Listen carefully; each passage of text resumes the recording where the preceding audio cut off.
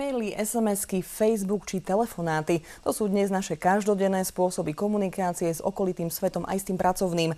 Ak myslíme na spoločenskú etiketu, konkrétne etiketu v biznise, tak otázkou je, do akej miery do tej komunikácie vôbec patrí. Dávame si pozor na to, čo, kedy, ako a komu píšeme alebo hovoríme? Alebo si skôr myslíme, že v tomto spôsobe komunikácie už pravidlá biznis etikety jednoducho neplatia. Sledujte Biznis na Teatri a dozviete sa viac. Pekný večer.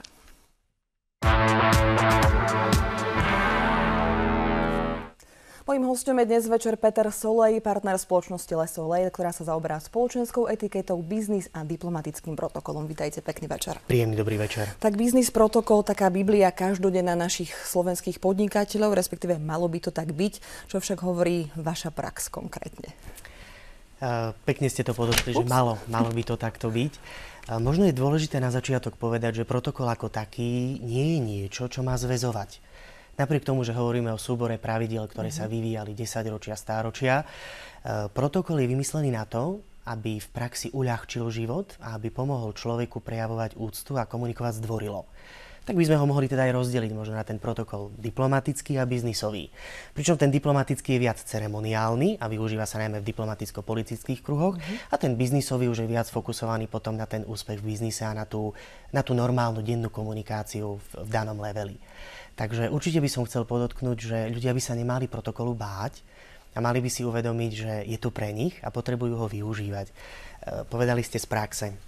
Na Slovensku sa mi viackrát stala taká situácia, kedy úspešný biznismen vystúpil z drahej limuzíny, bol športovo poobliekaný, išiel na veľmi významné stretnutie, ale jeho dress code nenasvedčoval tomu, že si ide uctiť človeka, s ktorým sa ide stretnúť, a reakcia na to bola: ja už to nepotrebujem, ja už mám zarobené.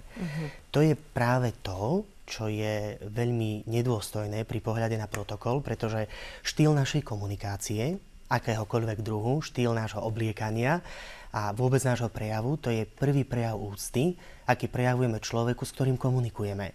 A takisto, viete, tu platí tá okrídlená veta, že nikdy nemáte druhú šancu urobiť prvý dojem. A to už je jedno, či komunikujete osobne, či komunikujete listom, e-mailom, akoukoľvek formou. Vždy ten prvý dojem sa s vami bude niesť, takže na to by som vôbec nezabudol. Keď sa rozprávame o biznis protokole, samozrejme to portfólium je široké od takých tých základných vecí, ako je pozdravenie, privítanie, samozrejme, či je hostiteľ alebo pozvaný, cez komunikačné zručnosti, vedenie nejakých obchodných stretnutí, cez dress code, ktorý ste práve spomínali. Vieme si porovnať možno naše domáce fópa v porovnaní so zahraničím, že v čom sú podnikatelia u nás na Slovensku so zahraničím horší alebo lepší? No, viete, to záleží vždy na konkrétnej situácii a na konkrétnom človeku. Vôbec by som to nepaušalizoval, ale skôr by som tieto atribúty komunikácie, ktoré ste vymenovali, možno dal do nejakej línie. Ktorá, možno je to taká reťaz, ktorá má jednotlivé ohnívka a všetky tie ohnívka sú možno rovnako dôležité a vytvárajú silu tej reťaze. To znamená, od toho prvého kontaktu, ktorý s človekom máte, cez pozdrav, privítanie, uctenie si toho človeka, až cez formu komunikácie. Tu treba ale spomenúť možno, že vôbec protokol vo všeobecnosti má takú silnú zásadu, nepísanú, a to je zásada láskavosti. To znamená, že ako náhle existuje stretnutie, kde môže byť jeden viac vzdelaný v protokole, alebo viac mu môže záležať aj na forme, nielen na obsahu, ako tej druhej strane, a ja vidím, že tá druhá strana nemá tieto vedomosti, alebo to proste nedokáže, tak neurobím to, že mu naznačím, že to robí zle. To je neprípustné. Tu je tá zásada láskavosti, ale práve naopak snažím sa osobitne v biznisovej oblasti prispôsobiť štýlu a jednaniu tej komunikácie, samozrejme v zdvorilých intenciách, aby som tomu človeku vytvoril komfort. Pretože ja môžem byť akokoľvek vzdelaný v protokolárnej oblasti, ale pokiaľ to vzdelanie využijem na to, aby som ponížil tú druhú stranu alebo aby som seba vyzdvihol, potom si myslím, že slovo protokol a slušné správanie by som nemal nikdy ani použiť. Možno takže to je veľmi empatia určitá, presne tak, to je tá láskavosť. Čiže nie používať to na agresivitu, ale nezabudnúť, že to má byť prejav úcty. A tá úcta tam je tým základným meradlom každej komunikácie. To už je jedno, či je osobná, korešpondenčná, alebo elektronická, v dnešnej dobe veľmi moderná a používaná. Presne tak. A k tomu smeruje moja ďalšia otázka, aká v úvode spomíname, že dnes komunikujeme už nie tak poštou, ani veľmi osobne, ale stretnutia, povedzme si pravdu, dohadujeme predovšetkým prostredníctvom e-mailov, dokonca aj Facebooku alebo SMS-iek. A to ma teraz zaujíma, do akej miery ten prvý dojem a vôbec tie určité prejavy aj tej úcty a empatie môžeme aplikovať do tejto elektronickej formy komunikácie. No, ak dovolíte, možno by som to rozdielil tak nejak hierarchicky, lebo hierarchia a postupnosť musí byť vo všetkom, lebo inak systém nefunguje. Tak ak by sme išli pri tých formách komunikácie, možno z historického hľadiska, by sme začali, že tá najhistorickejšia a zrejme určite aj najzdvorilejšia forma je osobný list. K tomu listu by sme potom mohli priložiť e-mail ako elektronická komunikácia, následne telefonický rozhovor.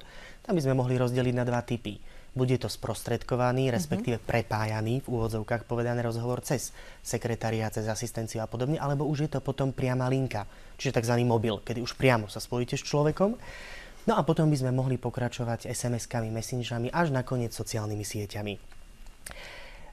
Vždy si treba uvedomiť, čo vlastne chcem dokázať, a často sa teraz stretávam aj ja v praxi s takým zaujímavým atribútom, že poviem to možno trošku tak formálnejšie, ľudia niektorí majú problém zaradiť samého seba do istého sociálneho statusu. Preto existuje v protokole niečo také, ako je poradie predstaviteľa napríklad v našej krajine, kde teda tým prvým človekom je prezident, potom predseda parlamentu, predseda vlády a tak ďalej a tak ďalej. A takéto možno niečo neformálne existuje v praxi aj v biznis protokole. Pretože ak som biznismen, tak aj tie spoločnosti sa delia na malé podniky, na stredné, na veľké, na nadnárodné. No a potom samozrejme môžem prísť do kontaktu aj s oficiálnymi predstaviteľmi štátu. A v tomto kontexte je veľmi dôležité zvoliť si aj ten prvý nástroj komunikácie. Ako náhle ja nebudem mať tzv. Ten šiestý zmysel a nedodržím možno tú zásadu opatrnosti a úcty, že pôjdem postupne, môžem sám sebe vytvoriť Damoklov meč ohrozenia. Pretože, viete, ja môžem mať kontakt napríklad aj na prezidenta republiky.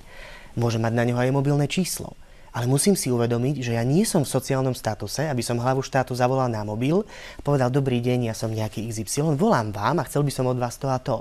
Lebo v tej chvíli ohrozujem úspech toho, čo som potreboval dosiahnuť, alebo o čo mi ide. To isté je v biznise. Čiže odporúčam mať ten šiestý zmysel a ísť postupne s takým gramom pokory a s citom. A postupne ten vzťah budovať, začať možno tým oficiálnym listom, prejsť k mailu. Pričom pri e-maile je dôležité si uvedomiť, že e-mail je tiež forma listu.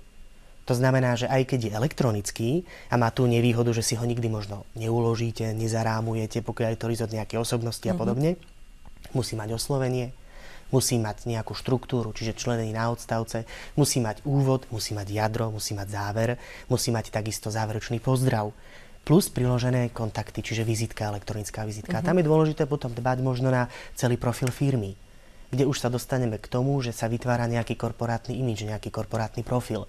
To znamená, že mali by byť jednoliaté komunikačné nástroje, list, e-mail, potom možno aj profily na rôznych sociálnych sieťach. Tam treba byť ale obzvlášť opatrný, pretože ak začnem veľmi otvorene komunikovať cez sociálne siete, veľmi riskujem. Pretože ja možno nepoznám ešte toho človeka, či to využíva, či to nevyužíva. Čiže preto by som teraz volil ten motív opatrnosti a postupného budovania vzťahu. Ak už ten vzťah je bližší, samozrejme potom už nastávajú aj stretnutia pri menej formálnych príležitostiach, pracovné obedy. Možno pri tých pracovných obedoch by sme mohli spomenúť napríklad, že často sa hovorí o postavení muž a žena. Pretože dnes žijeme v emancipovanej spoločnosti, kedy mnohé dámy sú veľmi úspešné podnikateľky. A na jednom školení sa ma raz pýtal tiež podnikateľ, či to nie je hanba, keď on ide na pracovný obed a má platiť žena. Áno, to je veľmi častá otázka. Nie je to hanba, pokiaľ tou hostiteľkou je dáma, riaditeľka spoločnosti alebo teda človek z biznisu, ale to neznamená, že tento pán nemôže tej dáme pomôcť s kabátom, otvoriť jej dvere, odsunúť jej stoličku. Čiže on nesmie zabudnúť na to, že ona je dáma, ale zároveň jej nesmie v biznisovom svete naznačiť, že by ju v nejakej forme podceňoval. Čiže to sú také nuancy alebo také veci, ktoré potom napríklad spomínali sme formy komunikácie. Dnes je veľmi častý jav, že keď spoločnosť robí nejaký event ples napríklad firemný alebo oslavu výročia spoločnosti, ľudia často posielajú pozvánky e-mailom. To by som napríklad neodporúčal. Možno pri tej e-mailovej pozvánke už a priori, ak to človek dostane, tak môže mať pocit, že to je menej významné. Lebo tých e-mailov chodí veľmi veľa, rôznych letákov, rôznych reklam a podobne. A viete, ak robíte nejaké podujatie, tak sedliackým rozumom vychádza to, že si chcete uctiť ľudí, ktorí na to podujatie pozvete. Tak tomu by mala zodpovedať aj tá forma pozvánky, lebo to je zase ten prvý kontakt s daným podujatím. A ja ako človek, ktorý dostanem nejakú pozvánku už z formy, z kvality, z papiera, zo štýlu, z obsahu tej pozvánky, môžem mať nejaký dojem a na základe toho dojmu sa prirodzene budem rozhodovať. To isté je napríklad pri zdvorilostnej komunikácii. Nie je tomu tak dávno, kedy bolo ukončenie roka. Je zvykom, že ľudia si posielajú PF-ky, pohľadnice. Často sa ale stáva, že dnes už príde elektronický obrázok e-mailom, kde máte undisclosed recipients, tam ich môže byť 1000, a nadobudnete pocit, že ten človek si vás možno až tak ľudovo povedané neváži. Áno, nenašiel si ten čas, aby vám poslal tú PF-ku normálne v tlačenej forme. Alebo možno aj, aby vám zavolal, aby ste sa chvíľu počuli. Ak je to možné, lebo sú ľudia, ktorí majú v adresári 100 ľudí, sú ľudia, ktorí majú v adresári 5000 ľudí. Takže samozrejme to treba tiež chápať. Je to o tom cite, a to je však o cite a o tom zaradení sa, ľudovo povedané. Rada by som ešte stihla formu SMS-iek napríklad. Dnes opäť veľmi bežná komunikácia. Otázka je, do akej miery je tá SMS-ka tým správnym komunikačným kanálom. Predsa nemôžeme tam vypisovať nejak veľmi naširoko, ale asi ani príliš v skrátkach. Tak povedzme si ešte v rámci toho biznis protokolu, čo má tá SMS-ka obsahovať, čo už niekedy napríklad nie je vhodná. SMS-ka ako taká má obrovskú výhodu, pretože človek, ktorý ju príjme, ju môže ľudovo povedané vybaviť v čase, ktorý je pre neho vhodný. Pretože ho neotravuje. Čiže či to bude v čakárni u lekára, alebo to bude v súkromnom čase, nájde si na to priestor. Samozrejme už tá forma SMS-ky, že je small message, naznačuje na to, že by nemala byť používaná na nejaké veľmi oficiálne komunikačné nástroje alebo na vybavanie veľmi oficiálnych tém. Skôr na upresnenie. A tiež by som možno odporúčal tie SMS-ky využívať samozrejme už vo vzťahoch biznisových, ktoré majú nejakú históriu. To znamená, že ako náhle sa idem prvýkrát nakontaktovať s človekom, tak samozrejme, že ho neoslovím SMS-kou. Neodporúčam to.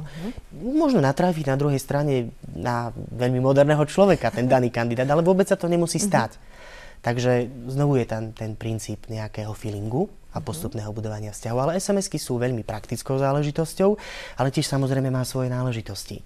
Musí mať nejaký pozdrav, musí mať nejaké krátke jadro a musí mať aj nejaký záver. To znamená, nepošlem vám SMS-ku DD, ASAP, čus a podpíšem sa a teraz vy na to budete pozerať, čo to má znamenať. Čo to vlastne znamená. Presne tak. Čiže aj tu platí nejaký ten elementárny bontón a nejaké princípy. Pán Solo, veľmi pekne ďakujem. Škoda, že nemáme viacej času, lebo tých otázok by bolo o mnoho viacej, ale verím, že sme aspoň trošku priblížili, na čo si môžu naši podnikatelia dávať trošku v komunikácii, aj v tej virtuálnej pozor. Všetko dobré. Ďakujem vám veľmi pekne. Všetko najlepšie vám. Dovidenia. Mojím hosťom bol Peter Solej, partner spoločnosti Le Soleil.